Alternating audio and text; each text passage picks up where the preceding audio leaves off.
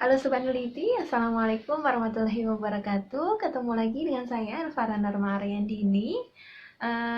Kali ini saya ingin mencoba berbagi dengan teman-teman. Jadi beberapa kali itu saya mendapatkan pertanyaan dari sobat sekalian. Kurang lebih pertanyaannya seperti ini. Jadi ada teman-teman yang mengajukan judul, gitu ya, judul penelitian, kemudian dia ragu gitu, apakah judul ini itu bisa dilakukan ataukah tidak, begitu ya. Jadi kali ini nanti kita akan coba bahas ya tentang gimana suatu judul penelitian itu apakah bisa dilakukan ataukah tidak gitu ya. Jadi penelitian yang ingin kita lakukan itu sebenarnya bisa dilakukan atau enggak sih gitu ya. Judul yang kita buat itu apakah bisa diteliti atau enggak. Nah, kira-kira ada beberapa parameter ya yang versi saya yang bisa kita acu, yang bisa kita ukur sendiri gitu, apakah bisa atau enggak kita melakukan penelitian dengan judul tersebut. Nah, oke. Kalau menurut saya ya teman-teman, yang pertama, yang paling utama ini ya di sini adalah teman-teman harus senang dulu dengan topik yang teman-teman ingin teliti, gitu ya, dengan judul yang teman-teman ingin ajukan ke dosen. Jadi kalau teman-teman tidak suka dengan judul itu atau dengan materi itu misalnya, sebaiknya teman-teman nggak usah ambil karena takutnya nanti kalau teman-teman tidak suka, justru teman-teman berhenti di jalan. Ya, jadi usahakan apa yang akan teman-teman teliti itu teman-teman suka dulu, interest dulu dengan topik tersebut begitu. Misalnya teman-teman ingin meneliti tentang kemiskinan misalnya, nah berarti teman-teman harus interest dulu dengan topik ini gitu ya. Interest untuk membaca artikel-artikelnya, interest untuk berinteraksi dengan uh, subjek-subjek penelitian yang terkait seperti itu. Jadi yang pertama harus senang dulu ya teman-teman ya. Nah, oke, kalau senang sudah dapat, teman-teman sudah senang dengan topik itu, tapi di sini gini, senang saja itu tidak cukup teman-teman. Jadi, aku senang dengan topik ini nih, gitu ya. Tapi ternyata topiknya itu yang disenangi tidak ilmiah, misalnya. Nah, itu tidak bisa dilakukan teman-teman, gitu ya. Jadi selain teman-teman senang, yang kedua ya, topiknya itu harus ilmiah, gitu ya. Masalah yang kedua harus ilmiah ya. Yang kedua harus ilmiah, bahwasanya masalah yang teman-teman teliti itu adalah masalah bersama. Ya, apa artinya masalah bersama, teman-teman? Jadi, maksudnya masalah bersama di sini adalah bahwa masalah yang akan teman-teman teliti itu juga menjadi masalah bagi halayak ya, seperti itu. Jadi kalau misalnya teman-teman ada masalah nih dengan pacarnya misalnya. Nah, itu adalah masalah ya, tapi itu masalah bagi teman-teman saja begitu ya. Itu bukan masalah bagi orang banyak ya. Maka itu tidak bisa diteliti begitu ya. Nah, maka masalah yang bisa diteliti di sini atau judul yang bisa teman-teman ajukan di sini harus mengandung suatu masalah yang itu juga menjadi masalah bagi orang banyak.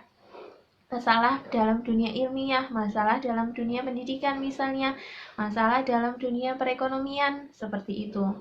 Nah, tandanya masalah di sini itu adalah ilmiah, itu adalah bahwa ada public figure ataupun tokoh ya ataupun referensi yang menyatakan tentang permasalahan tersebut gitu ya. Istilahnya harus ada yang teman-teman acu begitu.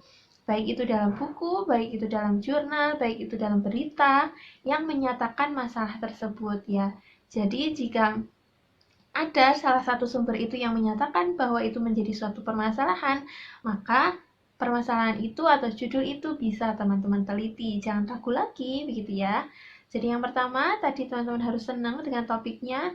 Yang kedua, harus ilmiah, begitu ya. Artinya ilmiah adalah bahwa itu bukan permasalahan teman-teman sendiri, tetapi itu permasalahan bagi halayak, begitu ya, bagi orang banyak, seperti itu. Yang ketiga, teman-teman, harus aktual. Ya, harus aktual. Aktual di sini maksudnya adalah hits ya, istilah bahasa mudahnya adalah hits teman-teman. Jadi masalah itu masih baru-baru ini, masih hangat begitu ya, bukan permasalahan misalkan tahun 1980 misalnya, zamannya nenek kita atau zamannya bapak ibu kita, masalahnya sudah sangat usang gitu ya, kita teliti lagi, nah itu kurang bagus istilahnya seperti itu ya teman-teman. Jadi kita diusahakan dapat meneliti atau memecahkan permasalahan yang itu hits aktual gitu ya, sedang kita hadapi baru-baru ini seperti itu. Tandanya apa teman-teman? Tandanya kalau permasalahan itu masih hits atau enggak tuh kira-kira menentukannya seperti apa? Nah, cara menentukannya teman-teman adalah dengan melihat referensi-referensi yang terbaru gitu ya.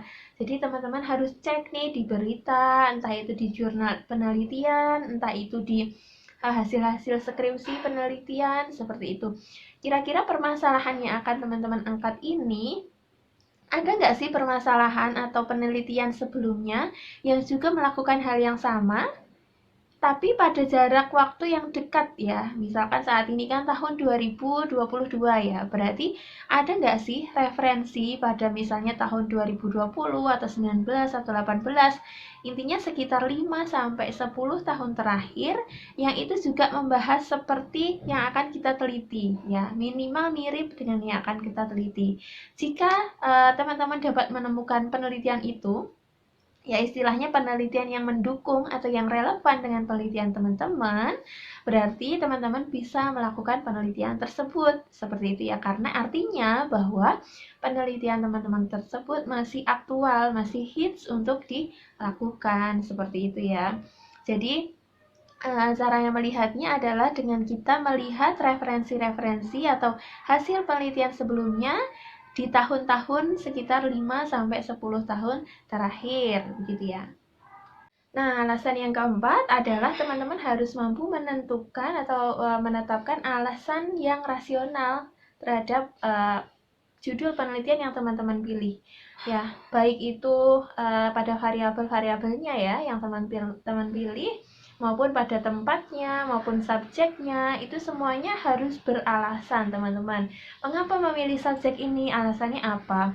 Mengapa memilih tempat penelitian ini? Alasannya apa? Nah, itu alasannya harus rasional teman-teman. Jadi tidak boleh atas subjektivitas atau atas pendapat teman-teman sendiri, tetapi harus didukung dengan data-data yang jelas, yang dapat dipercaya datanya, seperti itu. Misalkan teman-teman ingin melakukan penelitian di pesisir, ingin mengetahui kemiskinan di pesisir misalkan.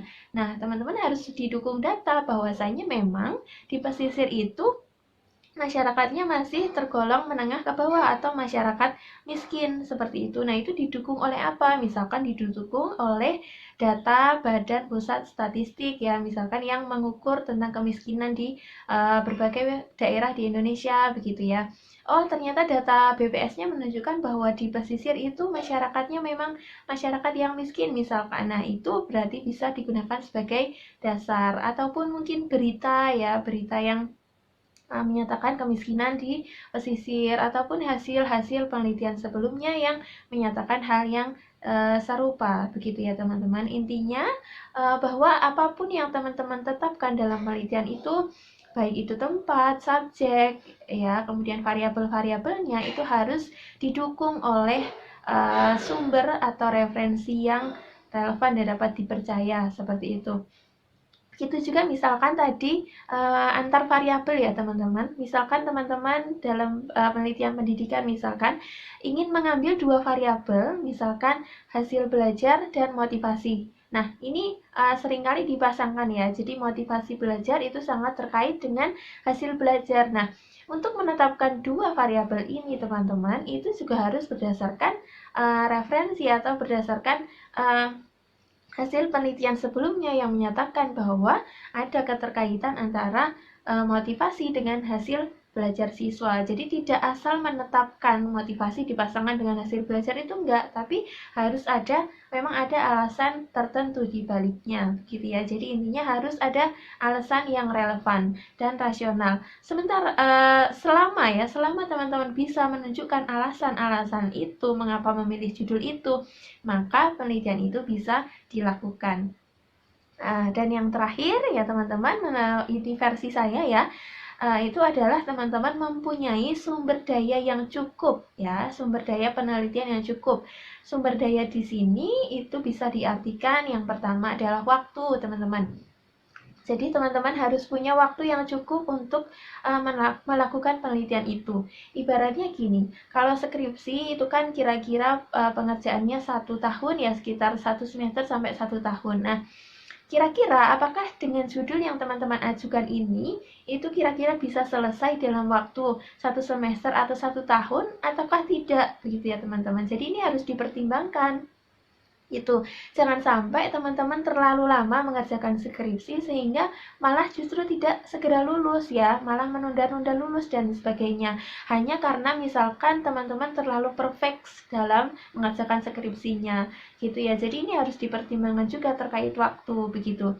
Jadi jangan melakukan penelitian yang terlalu perfect tapi justru tidak selesai ya, harus nambah semester dan sebagainya gitu ya. Jadi dipertimbangkan kira-kira penelitiannya itu dapat selesai dalam waktu yang telah ditentukan, seperti itu teman-teman. Yang kedua, teman-teman punya cukup tenaga ya.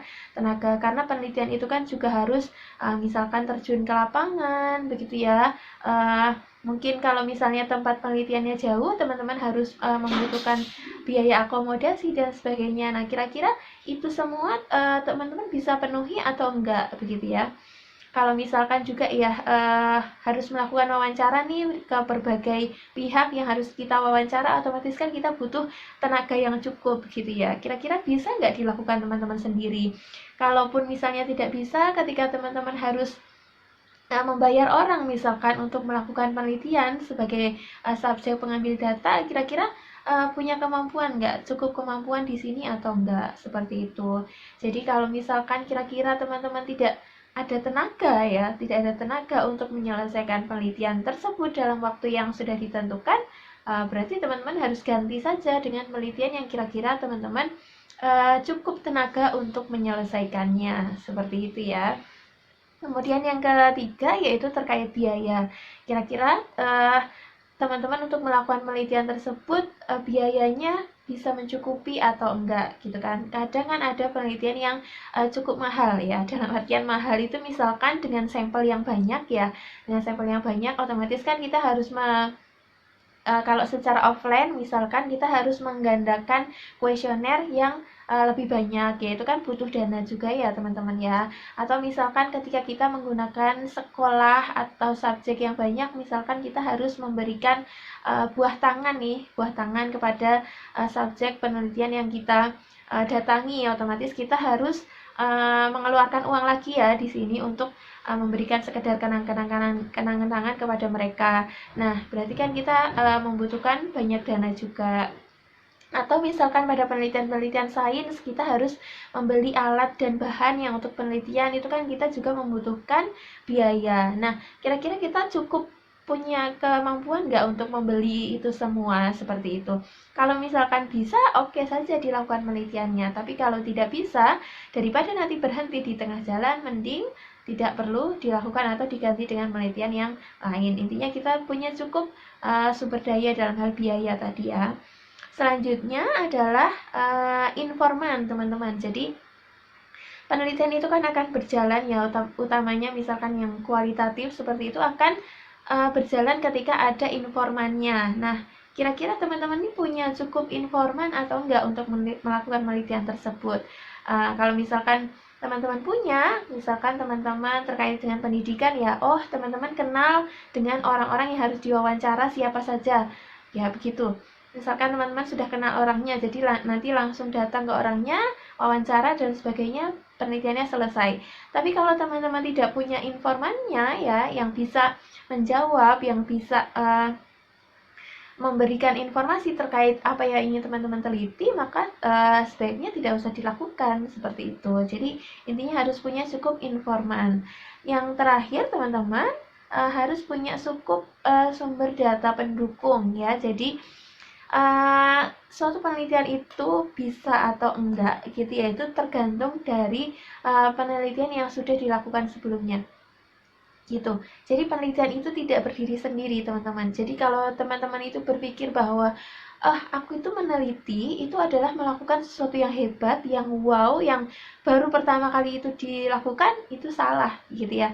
Jadi penelitian itu tidak lepas dari penelitian-penelitian yang sudah dilakukan sebelumnya, begitu ya. Jadi ketika teman-teman itu justru adalah penelitian pertama yang dilakukan, itu justru tidak bisa teman-teman, gitu ya. Jadi harus ada penelitian pendahulu atau penelitian-penelitian relevan yang mendukung penelitian teman-teman ini, begitu. Ketika teman-teman memiliki cukup referensi untuk mendukung penelitian-penelitian teman-teman itu, maka penelitian itu bisa dilakukan ya. Caranya adalah dengan teman-teman mencari ya, searching di Google maupun di Mendeley ya, referensi-referensi yang terkait dengan judul yang akan teman-teman teliti. Ketika teman-teman menemukan cukup referensi yang relevan yang mendukung penelitian teman-teman, maka berarti penelitian itu bisa dilakukan seperti itu. Nah, jadi ada berapa tadi ya? Yang pertama, teman-teman harus senang dengan penelitiannya. Yang kedua, harus ilmiah. Yang ketiga, harus aktual. Yang keempat, harus ada alasan yang jelas ya. Harus ada alasan yang jelas. Kemudian yang kelima, teman-teman punya cukup sumber daya ya. Yang kelima, teman-teman punya cukup sumber daya yang berupa waktu, tenaga, biaya, informan, dan juga sumber-sumber data yang mendukung penelitian teman-teman tadi, seperti itu. Nah, ketika 5 hal tersebut sudah dapat dipenuhi, maka teman-teman silahkan melanjutkan penelitiannya, mengajukan judulnya ke dosen dan melakukan penelitian di lapangan seperti itu. Jadi sebelum mengajukan judul ke dosen pun teman-teman juga harus sudah mengevaluasi kira-kira aku ini bisa melakukan penelitian ini seperti itu. Jadi nanti tidak sia-sia ya, artinya jangan sampai teman-teman misalkan menetapkan penelitian yang terlalu susah. Tapi nanti ketika sudah di ACC dosen, ketika di tengah-tengah jalan ternyata misalkan biayanya mahal atau tidak ada informannya, bingung mencari informannya dan sebagainya. Nah, itu akhirnya penelitiannya akan berhenti di tengah jalan dan itu sayang sekali teman-teman, karena teman-teman harus mengulang dari awal lagi seperti itu. Jadi sebelum teman-teman menetapkan judul penelitian harus dipertimbangkan matang-matang 5 hal tadi ya setidaknya, seperti itu teman-teman. Nah, kiranya mungkin itu yang dapat saya sampaikan. Apabila ada kurangnya mohon maaf. Assalamualaikum warahmatullahi wabarakatuh. Sampai jumpa lagi Sobat Ngeliti. Jangan lupa subscribe ya.